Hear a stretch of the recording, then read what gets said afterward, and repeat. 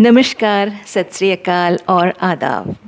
एक बार फिर से आपका स्वागत है टू ट्यूनिंग इन विद नम्रता। पर अगले एपिसोड की ओर बढ़ने से पहले मैं तहे दिल से आप सबका शुक्रिया अदा करना चाहूँगी, जो प्यार और सराहना आपने मुझे और सैगल जी के ऊपर मेरे पहले एपिसोड पर बरसाया। डियर फ्रेंड्स, आपके कीमती फीडबैक के लिए भी धन्यवाद, जिसके ऊपर मैंने काम किया है और होपफुली आपको इस एपिसोड में नज़र भी आएगी। तो चलिए देखते हैं आज हम किस कलाकार के बारे में कुछ दिलचस्प बातें जानेंगे।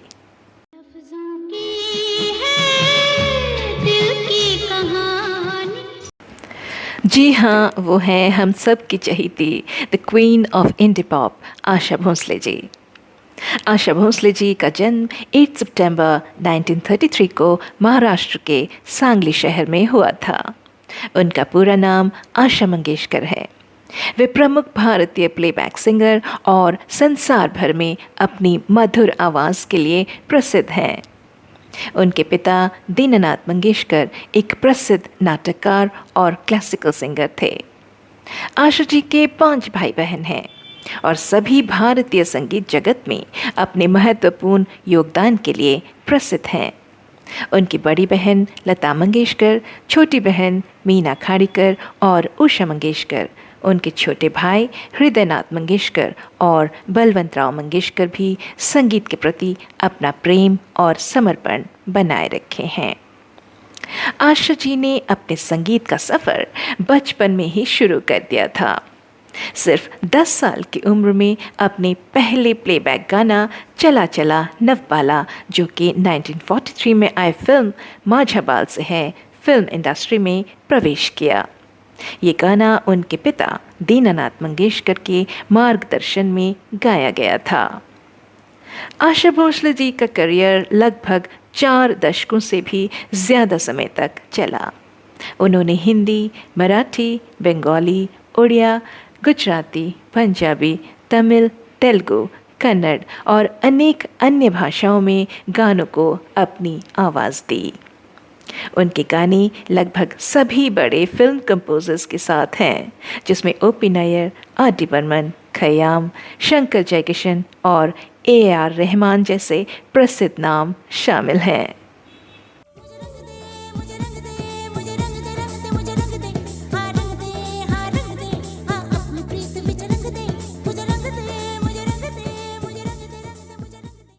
नाइनटीन 1950 के दशक में आशा भोसले जी और ओ.पी. नैयर जी की जोड़ी ने कई सुपरहिट गाने दिए। उनके कुछ प्रमुख गाने जैसे आइए मेहरबान फिल्म हावड़ा ब्रिज, ये है रेशमी जुल्फ़ों का अंधेरा फिल्म मेरे सनम और जाइए आप कहाँ जाएंगे फिल्म मेरे सनम बहुत प्रसिद्ध हुए।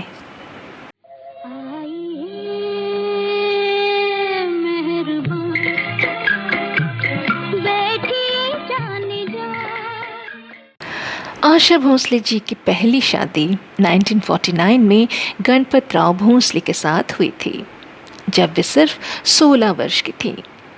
ये विवाह आशा जी के परिवार की इच्छाओं के विरुद्ध था, इसलिए उन्होंने अपने परिवार को छोड़कर गणपतराव के साथ घर बसा लिया। लेकिन ये विवाह सुखी नहीं रहा और 1960 में दोनों अलग हो गए। उनके 3 बच्चे हैं, हेमंत, वर्षा और आनंद। आर.डी. बर्मन जी और आशा भोसले जी का रिश्ता 1960 के दशक में शुरू हुआ, जब आर.डी. बर्मन जी ने उन्हें अपने कई गानों के लिए चुना। उनके संगीत के प्रति संवेदना और उनके एक्सपेरिमेंटेशन ने कई ऐसे गाने दिए जो आज भी यादगार हैं।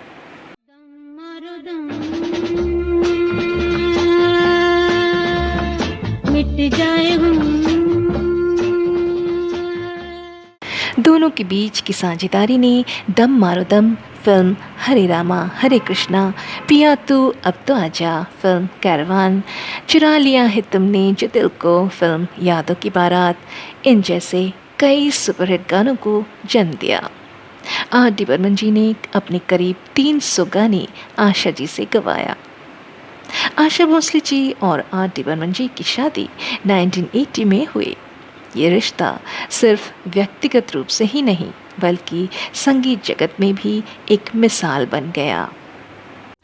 कतरा कतरा मिलती है, कतरा कतरा जीने दो, जिंदगी है, जिंदगी है। आशा भोसले जी ने अपने जीवन में अनेक पुरस्कार और सम्मान प्राप्त किए हैं, जिसमें दादा साहेब फाल्के अवार्ड 2000 में और पद्म विभूषण अवार्ड 2001 में शामिल हैं।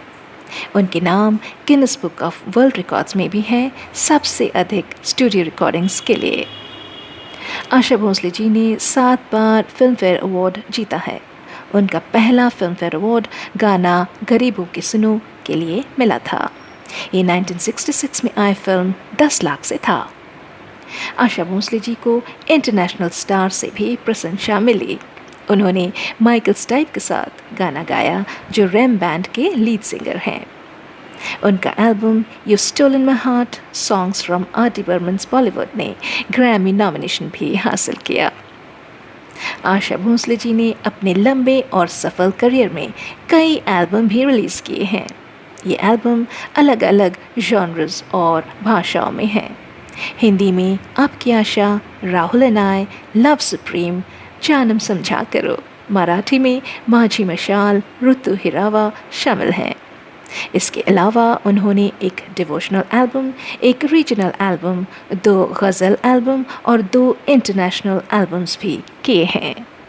सलोना सा सजन है और मैं हूँ, सलोना सा सजन है और मैं हूँ। आशा भोसले जी को मिमिक्री का बहुत शौक है। एक बार उन्होंने मोहम्मद रफ़ी जी और किशोर कुमार जी की आवाज़ को इमिटेट करके सबको हंसाया। उनका ये टैलेंट पार्टीज़ और गैदरिंग्स में बहुत पॉपुलर था, जहां लोग उनसे अक्सर ये प्रदर्शन करने को कहते थे। किशोर कुमार जी जो खुद एक बड़े प्रैंकस्टर थे, उन्होंने एक बार आशा जी को सरप्राइज़ करने के लिए रिकॉर्डिंग स्टूडियो में एक फ़नी विग पहनकर आ गए। जब आशा जी ने उन्हें देखा तो वो इतना हंसी कि उनकी रिकॉर्डिंग रोकनी पड़ी। उनकी केमिस्ट्री इतनी अच्छी थी कि दोनों ने मिलकर इस मोमेंट का बहुत आनंद लिया। आशा भोसले जी एक पैशनेट कुक भी हैं। एक बार उन्होंने बताया कि वो किचन में खाना बनाते वक्त गानों की प्रैक्टिस करती थीं।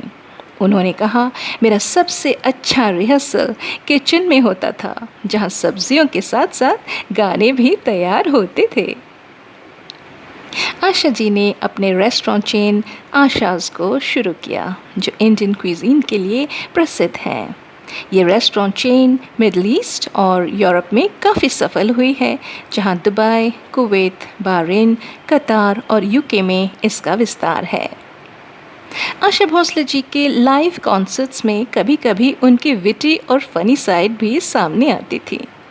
एक बार उन्होंने स्टेज पर अनाउंस किया, मैं ये गाना गाने वाली हूँ, लेकिन अगर आपको पसंद ना आए तो बस इस तरफ देख लेना कि आर.डी. बर्मन जी रिस्पॉन्सिबल हैं। उनका ये अंदाज़ ऑडियंस को बहुत पसंद आता था। इन आँखों की मस्ती के मस्ताने हजारों हैं।